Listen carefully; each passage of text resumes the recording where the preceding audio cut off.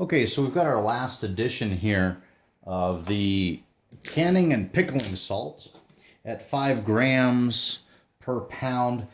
I don't expect this to actually make any difference in the flavor necessarily, but it might actually penetrate better into the steak or penetrate worse. So all the salt flavor could end up on the outside layer, or it could end up nicely all the way through the steak. Or it, who knows? Who knows? So it's a great mystery right now.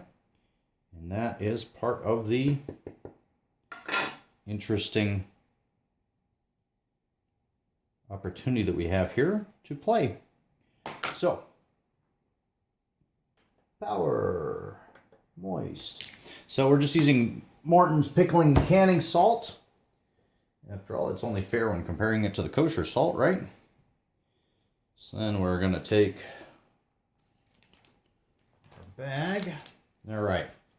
And just not leave too much of that behind. Really easy to use. Really easy to use this food saver. I'm pretty pleased with it. That pulse feature came in really handy with doing the fish sauce combo. So we've got our food selected to moist, and we're ready to just pop this in here. Let it automatically do its thing. And it should seal. There it goes. All right, so about 10 seconds, and it's going to be good to go. So we added that steak here in the middle. If you've been following our other video, the rest of the video, we just added the pickling salt right here next to the 5 grams per pound. So we're going to label these. We're going to get them in the fridge. We're going to give all of these 3 to 4 days before we cook them up and see how they taste.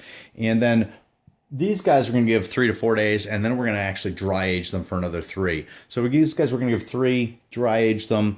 That should give the seasoning a chance. And with the fish sauce one, because of how we couldn't seal it quite as tightly, I'm going to have to just turn this and massage it once to twice a day to really get it worked in and around and through that meat nicely.